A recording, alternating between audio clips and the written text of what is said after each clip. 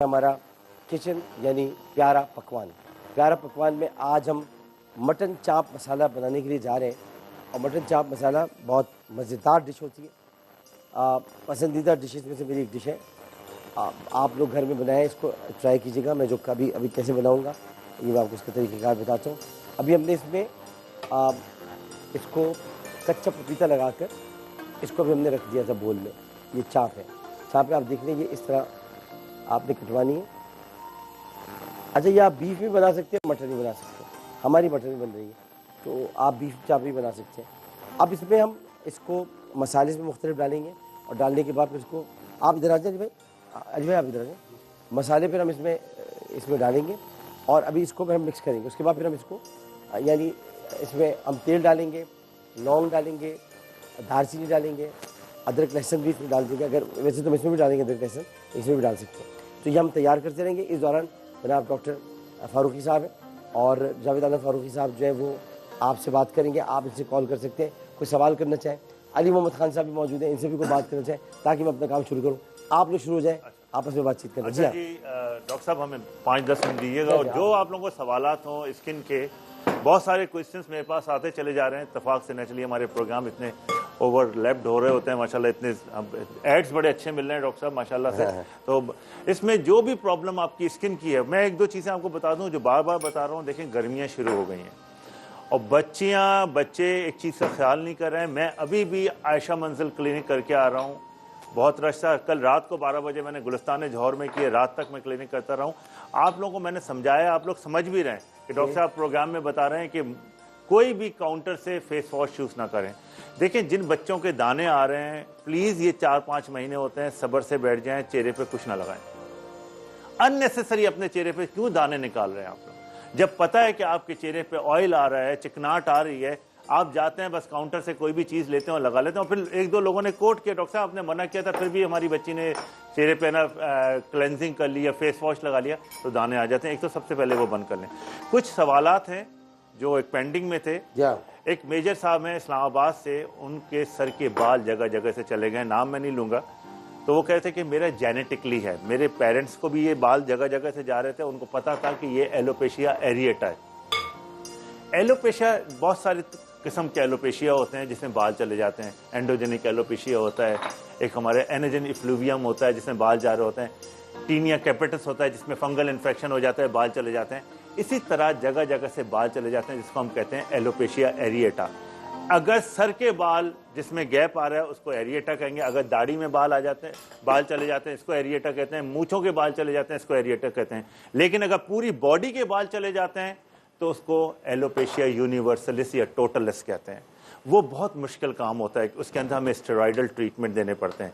लेकिन एरिएटा जो होता है जिसके सर के बाल चले जाते हैं या दाढ़ी के बाल चले जाते हैं या मूंछों के बाल चले जाते हैं, इसका हम ट्रीटमेंट दे सकते हैं। इसमें एक तो माइल्ड स्टेरॉइड आपको यूज़ कीजिए, सिंपल बेटनोवेट क्रीम जहाँ गैप है आपको वो यूज़ कीजिए। इसमें हम स्टेरॉइडल ट्रीटमेंट करते हैं और इसमें बहुत अच्छा मैं एक सीरम देता हूँ जिससे बाल निकल आते हैं।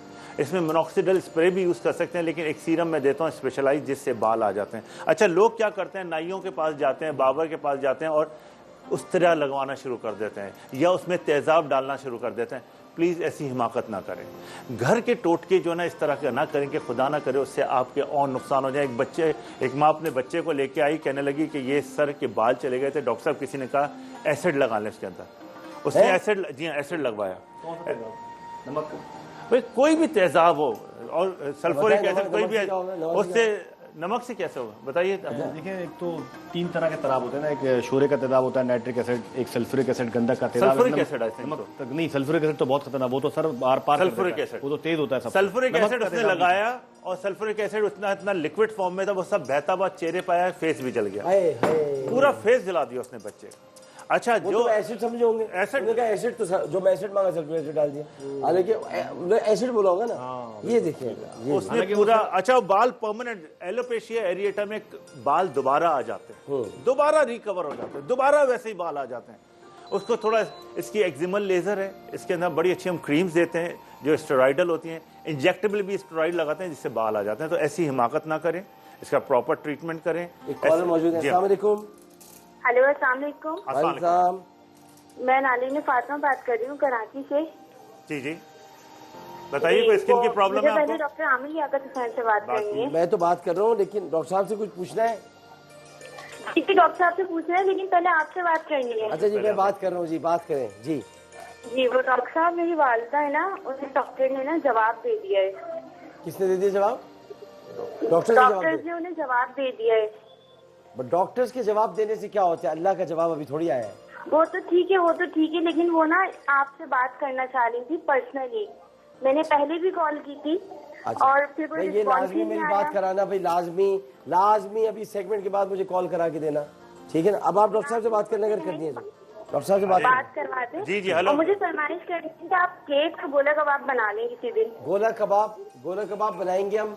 ये ताकरत होगी दौरान। ओके। हाँ, ताकरत, ठीक है जी जी जी। अच्छा बताएं, कोई स्किन की प्रॉब्लम है आपको? बताइए। जी जी, मुझे ना बहुत एक्नी निकल आती है। जब तेज सर्दी होती है तो मेरी एक्नी बिल्कुल सही हो जाती है। आजकल फेस पे क्या लगा रही हैं आप? मैं कुछ भी यूज नहीं करती, सिर्फ सोप वगैरह के, कुछ अच्छा, भी नहीं। बहुत अच्छा। देखें, एक्नी इस एज में आती है, यंग एज में आती है, और ये 25-30 साल तक रहती है। स्किन ऑयली होती है, इस मौसम में ज्यादा आपको एक्नी डॉक्टर हो साहब रही मुझे भी एक्नी आ रही है, मैं यंग एज में आ गया ना। नहीं, आपके ऊपर तो एक स्ट्रेस माशाल्लाह, लाइट्स और इसमें भी आ जाते हैं दाने। अच्छा, इसमें चेहरा ऑयली होता है, इसमें एक तो फेस को धोइए। सबसे बेस्ट चीज़ तो ये है कि जैसे हम वजू करते हैं, 15 दफ़ा मुंह धोते हैं, बेस्ट चीज़ है कि आपने ऑयल को बार बार आप धोएंगी तो ऑयल चेहरे पे नहीं आएगा। उससे आपका एक पाइलोसेबेशियस डक्ट होती है जिसमें व्हाइट और ब्लैक हेड्स आ जाते हैं और आपके कमीडोन्स बन जाते हैं। जब ये कमीडोन्स बनते हैं तो एक्नी हो जाती है। इसमें आप डायलिसिन टी लोशन, विब्रामाइसिन 100 मिलीग्राम ये तो शुरू कर दीजिए। अगर खुदा ना करे पस वाले दाने आ रहे हैं तो स्किन ए क्रीम या स्किनोरिन क्रीम सिर्फ दाने पे टच करेंगे, वरना मेरा नंबर आ रहा होता है, फेसबुक सारा लिंक आ रहा होता है, आप अपना तस्वीर भेज दीजिए, हम आपको मेडिसिन भी भेज देंगे जो आपके घर पहुंच जाएंगे। इसको 3 मंथ्स ट्रीटमेंट लेंगे, उससे खत्म हो जाएंगे। एक्नी हार्मोनल भी होती है। जिन बच्चियों का साइकिल डिस्टर्ब है उसमें भी एक्नी आनी शुरू हो जाती है। जस्ट बिफोर द साइकिल भी दाने आने शुरू हो जाते हैं। लेकिन घर का टोटका कुछ नहीं कीजिएगा प्लीज, मैंने आपको मना किया है। कोई फेस वॉश यूज नहीं कीजिएगा, ऑयल बेस्ड कोई क्रीम यूज नहीं कीजिएगा, सोप, सिंपल सोप यूज कीजिए। कोई भी ऐसा सोप यूज ना करें। लोग डिटोल सोप यूज कर देते हैं एक्नी वाले, तो उससे कोई फायदा नहीं होगा। उसका पूरा प्रॉपर 3 मंथ्स का ट्रीटमेंट है, प्रॉपर ट्रीटमेंट लेंगे उससे आपको फायदा हो जाएगा। एक सवाल हमारे पास है कि हाथों पैरों में पसीना क्यों आता है? एक तो नॉर्मल स्वेटिंग हो रही होती है आपकी, ऑल ओवर द बॉडी, गर्मी है, स्वेटिंग होती है। लेकिन हाइपर हाइड्रोसिस कहलाता है अगर आपके हाथों और पैरों में ज्यादा पसीना आ रहा हो। उसके लिए एल्युमिनियम क्लोराइड फिटकरी जो होती है ना, फिटकरी को आप लीजिए, फिटकरी को ग्राइंड करके उसमें एक तो डिप कर लीजिए, पानी में डालें, उसको डिप करके बोलना चाहूंगा जी, क्योंकि आप जा रहे हैं माशाल्लाह, एल्युमिनियम क्लोराइड नहीं होती फिटकरी, हाँ, double sulphate of aluminium and potassium, sulphate होता है बेसिकली, क्लोराइड नहीं होता। मुझे वेरी सॉरी। तो अच्छा, आप एलम फिटकरी, एलम एलम, अच्छा एलम, लेकिन इसका फॉर्मूला, सॉरी यार, मैं क्लोराइड नहीं होता भाई ये जीनियस आदमी है, कहीं पकड़ लेते हैं मुझे तो सॉरी। तो इसमें आप जो है फिटकरी, बस सिंपली फिटकरी बोलते हैं। अच्छा, तो उसका फॉर्मूला एल्युमिनियम क्लोराइड, उसमें फर्क क्या है? सल्फेट है, वो क्लोराइड है। क्लोराइड जो है ना, सल्फेट और क्लोराइड में फर्क बहुत फर्क होता है। सल्फेट जो है ना, वो एल्युमिनियम क्लोराइड थोड़ा टॉक्सिक होता है, बहुत ज्यादा। सल्फेट जो है वो रिपेयरिंग के काम में नहीं आएगा, वो उसको खराब कर देगा। नहीं, फिटकरी में होता सल्फेट होता है, एल्युमिनियम सल्फेट होता है, और उसके अंदर आपको उसको ग्राइंड करें और अंडर आर्म में भी रख सकते हैं। अंडर लेग में ऐसा न रखें, तो अंडर आर्म में उन लोगों के लिए फायदेमंद है जिनको स्मेल आ रही होती है। सेबेशियस ग्लैंड्स है ना जी, अंडर आर्म में सेबेशियस ग्लैंड्स नहीं, उसके अंदर स्वेट ग्लैंड्स होते हैं मोस्टली उसी में हमारी इनसे बहस चली थी कि सेबेशियस ग्लैंड के कुछ पार्ट है मेनली फेस पे, जैसे फोरहेड है, चिन है, लेकिन जहाँ हेयर होते हैं वहाँ चीक है, चिन है, हेयर जहाँ पर होंगे वो सेबेशियस ग्लैंड होंगे। लेकिन सेबेशियस ग्लैंड के कुछ ऑल ओवर द बॉडी, जैसे हमारे मेन एरियाज हैं, जैसे चेस्ट पे, अपर आर्म पे निकल आते हैं, बैक पे एक्नी निकल आती है, all over the body sebaceous gland oily gland होते हैं, लेकिन पाँव में नहीं होते। हाथ और पैरों में आपके स्वेट ग्लैंड है, बिल्कुल, तो उसमें नहीं होते। अच्छा, एक और क्वेश्चन है हमारा, जो कि स्कारिंग हो जाती है, आपको दाने निकलते हैं, दानों के निशान हो जाते हैं, दानों के निशानों के बाद आपके गड्ढे आ जाते हैं, जो कि बहुत बड़ा प्रॉब्लम है। कॉलर मौजूद है आपके लिए। अस्सलाम वालेकुम। अस्सलाम वालेकुम। वालेकुम सलाम जी, फरमाइए। जी सर, मैं डॉक्टर साहब से बात करना चाहता हूँ। जी बताइए। जी सर, मेरे ना दाने थे पहले और बाद में ना मेरे निशानात हो गए। आप दानों बिटनो वेट लगाता हूँ, वो ठीक है मेरे लिए? बिल्कुल गलत है। देखें, अच्छा हुआ आपने सवाल पूछा। चेहरे पे बेटनोवेट, डर्मोवेट नहीं लगाई जाती है प्लीज।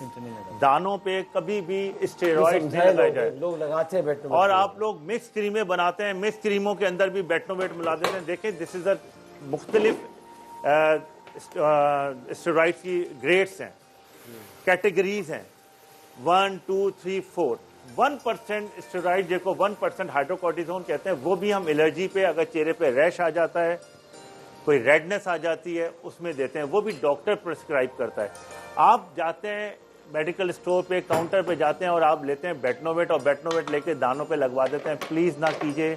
बेटनोवेट लगाएंगे इतने बड़े बड़े बाल आ जाएंगे, ठीक है, एक और वक्फे की तरफ फाइन वेन्स आ जाएंगी और आपके दाने और बढ़ जाएंगे। तो बेटनोवेट बिल्कुल नहीं लगाएं, डायलिसिन टी लोशन लगाएं, विब्रामाइसिन लीजिए। ठीक है, वक्फे की तरफ बढ़ रहे हैं। डॉक्टर साहब अभी बात आपसे करेंगे।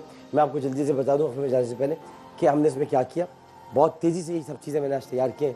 मटन चॉप मसाला जो बन रहा है ना, बड़ा मैं बता नहीं सकता क्या बन रहा है, मतलब मैं नहीं बता सकता आपको, लेकिन जो बन रहा है वो कमाल बन रहा है। हमने इसमें क्या किया, हमने इसमें मटन चापे लिए, उन चापों में हमने हरी मिर्चें, कटी हुई हरी मिर्चें, बारीक कटी हुई हरी मिर्चें, उसके बाद हमने इसमें हरा धनिया, अभी जो कुछ आपने डालना है, इसमें दही डाला है, इसमें हमने कुटी हुई लाल मिर्च भी डाली और पिसी हुई लाल मिर्च भी डाली, दोनों डाल दी, कुटी हुई भी और पिसी हुई भी। उसके अलावा अभी तक मैंने इसमें अदरक लहसुन नहीं डाला है, अब मैं डालूंगा, क्योंकि मैं उसमें डालता तो पेस्ट में तो मज़ा नहीं आता।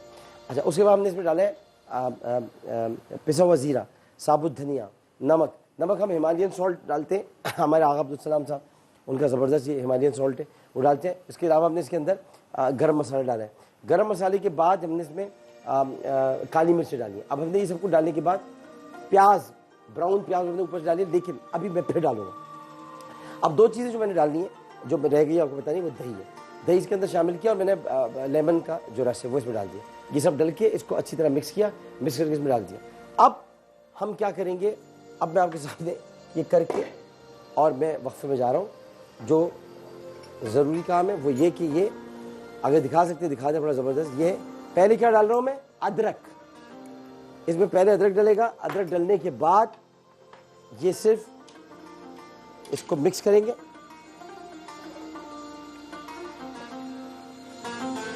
जी, अभी तो ये पूरा भुन जाएगा, मसाला रह गई। और उसके बाद फिर ये डलेगा इसमें लहसुन। लहसुन डाल के मिक्स नहीं करेंगे, छोड़ देंगे, क्योंकि लहसुन की खुशबू इसमें से उठेगी। और ये थोड़ी सी ये डालें जी। कौवी भी है, ताकतवर है, और ये जो इसमें सारी आपने जो काली मिर्चें, लौंग, मसाले डाले हैं, ये इंसान की इम्यूनिटी बहुत डेवलप करते हैं। बहुत काली मिर्चें और लौंग, दालचीनी, लौंग। और दूसरा ये बकरे का गोश्त जो है वो तो बहुत ही सेहतमंद है इस हवाले से। आजकल खाना बहुत फायदेमंद है। इंसान की जो मुख्तलिफ किस्म की वीकनेसेस हैं, इम्यूनिटी है, आरबीसी, डब्ल्यूबीसी, उसको बढ़ाता है और तकवीत देता है। और कोरोना का मसला ये कि आपकी इम्यूनिटी वीक होती है तो ये होता है। तो ये के बाद आ रहे हैं, फिर ये बताएंगे कल के बचे हुए सारे फ्रूट थे आज जो कल बच गए थे, तो आज चूंकि फेंकनी नहीं चाहिए कोई चीज़, तो उसकी से हमने ये अभी स्मूदी तैयार की। कल हमने सलाद बनाए, फ्रूट सैलेड बनाने की कोशिश की थी, लेकिन वो हमें मिली नहीं, रख दी गई थी फ्रिज में, बचा ली थी। बचे हुए बासी फल हैं ये, लेकिन हमने बनाए हैं। तो मतलब ये कि एक्सप्रेस वाले इनको दोबारा पैसे न दे फल लाने की, ये वाले फल इन्होंने इस्तेमाल किए। एक वक्त लेते सुबह हाजिर होते सामने।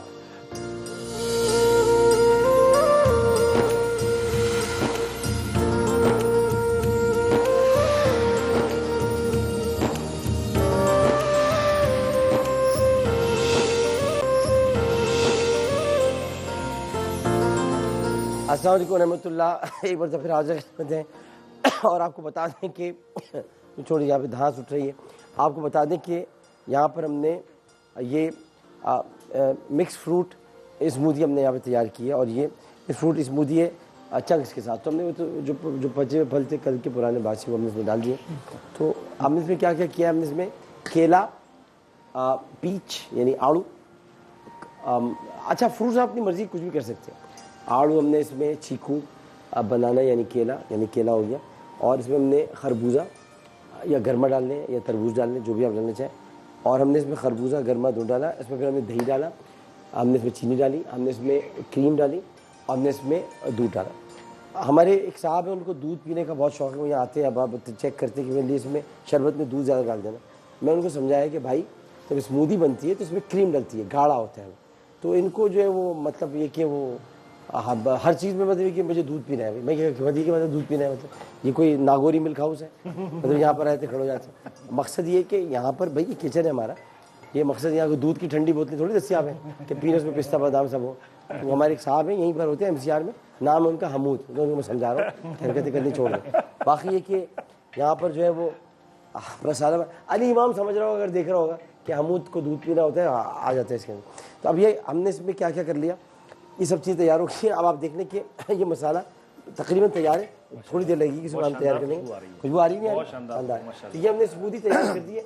इसमें दिखाने डॉक्टर साहब जी आप। अच्छा जी, एक यहाँ पे एक तो बच्चा बेचारा आया खास तौर से अपनी मदर के लिए। ये बच्चा बेचारा अपनी मदर के लिए कुछ पूछना है। बेटा ये बताओ, हमारी आवाज़ तो नहीं है, क्या निशान हो गए मदर के, आपके वालदा के? काले वो धब्बे हो अच्छा, धब्बे हो गए, पिगमेंटेशन हो रही है इनकी मदर को। और उसके लिए मैं जो भी प्रोग्राम करता हूँ मोस्टली बताता हूँ ये झाइयाँ कहलाती हैं।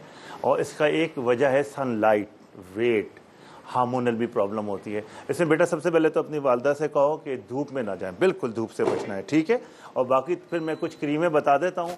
उसमें जो भी क्रीमें आ रही हैं, एक तो बड़ी क्लास की चीज़ें आ गई हैं जो पिगमेंटेशन को, झाइयों को ख़त्म कर देती हैं। एक जहन में ये चीज़ थी कि साहब ये 10-15 साल पुरानी झाइयाँ हमारे ख़त्म नहीं होंगी, बिल्कुल ख़त्म हो जाती हैं। अगर झाइयाँ ऊपर होती हैं, सुपरफिशियल होती हैं, तो हम क्रीमों से ख़त्म कर देते हैं। इसमें हमारी जिंजर वाइटनिंग क्रीम बड़ी क्लास की बहुत माशाल्लाह चल रही है, जो कि झाइयों को जो अपर लेवल का पिगमेंटेशन होती है उसको ख़त्म कर देती है। अगर इंटरमीडिएट बीच में आ जाती है, मिडिल में, तो उसके अंदर हम कुछ डेप्थ पीलिंग वगैरह करते हैं, मीजोथेरेपी करते हैं, PRP करते हैं, जिससे हम ख़त्म कर देते हैं। अगर झाइयाँ 10 साल से ज़्यादा हो जाती हैं तो उसके लिए पीको लेज़र करते हैं। तो एनीवे आप मेरा नंबर ले लीजिएगा और अम्मी से कहिएगा मेरे पास आ जाएं तो मैं देख लूँगा। कितना वक्त है हमारे पास, कितना वक्त है हमूद, कितना वक्त है? अंदाजा नहीं, मतलब कितना वक्त अंदाजा, मैं उस हिसाब से खाना तैयार करूँगा। हाँ बस ठीक है, सही जी। अच्छा, एक और चीज़ है, एक साहब और थे कहते मेरे, आप जब मैं बता रहा था एलोपेशिया एरिएटा का, तो कहने डॉक्टर साहब मेरे बच्चे के सर से जगह जगह से बाल जा रहे हैं। अच्छा, दो चीज़ें देखें, एक तो डॉक्टर की आंख होती है, पहले वो डायग्नोस करता है, 50 चीज़ें डिफरेंशियल डायग्नोसिस कहलाती है। ये टीनिया कैपिटिस एक ऐसे फंगल इन्फेक्शन है जो बच्चों में हो जाता है, जो गर्मी में होता है और मोस्टली इंडोर बर्ड्स से होता है। अच्छा, मैंने उनसे पूछा आपके घर में कोई बर्ड्स हैं? कहने नहीं डॉक्टर साहब। कहने हमने एक रखा हुआ है दाने के लिए, उसमें कबूतर या कौवे आके बैठ जाते हैं। तो किसी किस्म का भी इंडोर बर्ड, अगर आपके घर में आप फ्लैट में रहते हैं, आपके छज्जे के ऊपर कबूतर आ रहे हैं, रेगुलर आ रहे हैं, तो उसकी बीट जो होती है उससे मलेरिया फरफर एक चीज़ होती है, इससे फंगल इन्फेक्शन भी हो जाता है और टीनिया कैपिटस भी हो जाता है। तो अगर हम कैपिटस का इलाज प्रॉपरली दें 1-2 महीने में तो फंगल इन्फेक्शन खत्म हो जाएगा और बाल आ जाएंगे। की बीट पड़ गई तो तुम्हें इख्तिदार मिल जाएगा। इख्तिदार हम तो रोज करते ही नहीं, कबूतर आते ही नहीं, मतलब कि कौवों की आ जाती, कबूतर नहीं आती। समझ नहीं आते क्या। अच्छा जी, एक स्ट्रेच मार्क्स कहा जाता है, ठीक है, वैसे कहा जाता है। वेट गेन का बड़ा मसला है। देखिए, वजन अगर आपका बढ़ रहा है तो समझो कि आप डेंजरस जोन में आ गए। अगर 100 से ऊपर हो गया है तो ओबेसिटी में आ गए। हमारे यहाँ वजन का बिल्कुल ख्याल नहीं रखा जा रहा।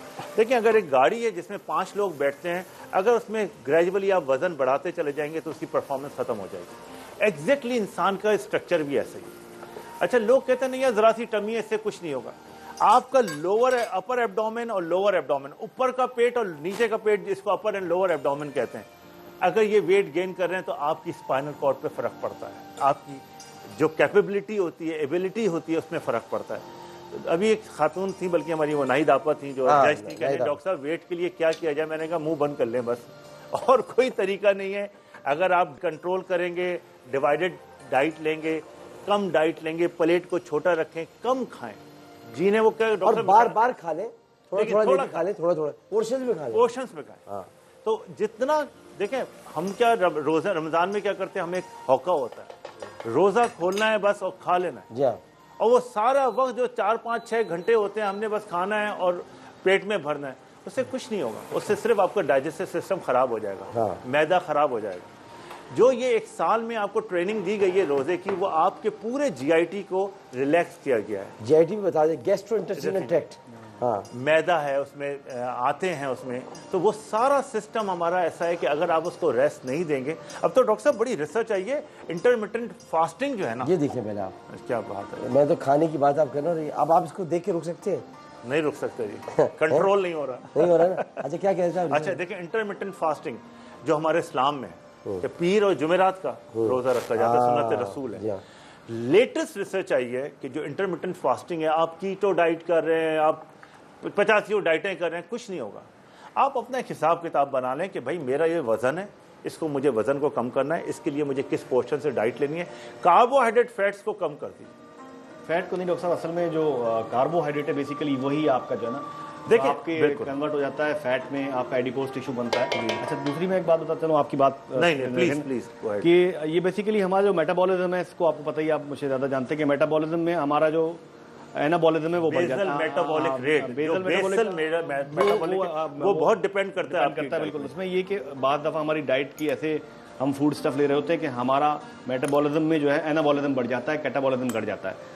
वो बताएं एनाबॉलिज्म और कैटाबॉलिज्म ये क्या होता समझाए ना, इसी बातें कर रहे हैं हम लोग। एनाबॉलिज्म ये होता है कि आपके जिस्म में जो है वो फैट या मसल्स या चीजें बढ़ना शुरू, जमा होना शुरू हो जाती हैं एनाबॉलिज्म में, और कैटाबॉलिज्म में टूटना शुरू हो जाती है। ये दोनों का एक बैलेंस होता है।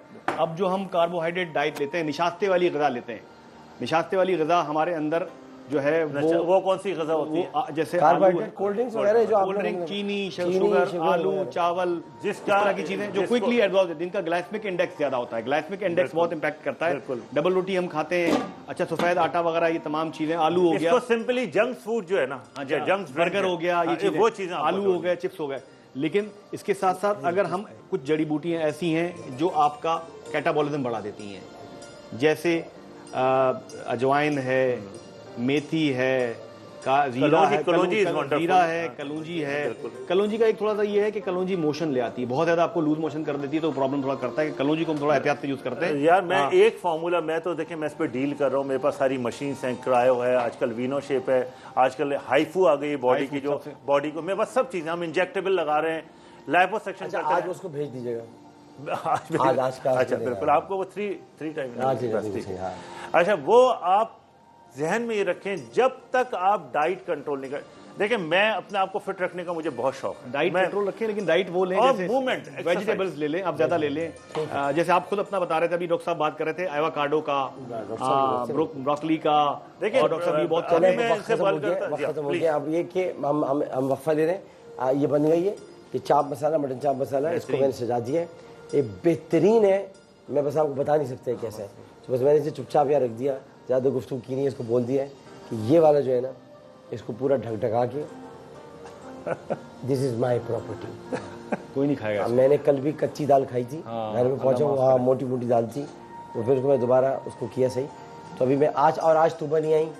तूबा जो है वो जो घर के कुछ काम वाम में आज उन्होंने कहा मैंने घर देखना है, तो बेचारी वो लगी हुई, वो कालीन वाली की सफाई कुछ था पता नहीं उसमें, तो वो आज नहीं आ सकी। तो आई मिस यू तूबा, आप नहीं आ सकी, आपको मैं मिस करूँ।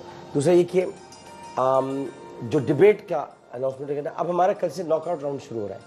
आज हमारे ये राउंड्स ख़त्म हो गए, अब कल नॉकआउट राउंड कल से शुरू होंगे, उसके बाद फिर हम फाइनल्स की तरफ बढ़ेंगे। तो कल से जो डिबेट होगी वो नॉकआउट राउंड हमारे शुरू हो जाएंगे। वक्फा लेते, वक्फे के बाद आपसे हमारी मुलाकात होगी निकी में दूसरे सेट पर।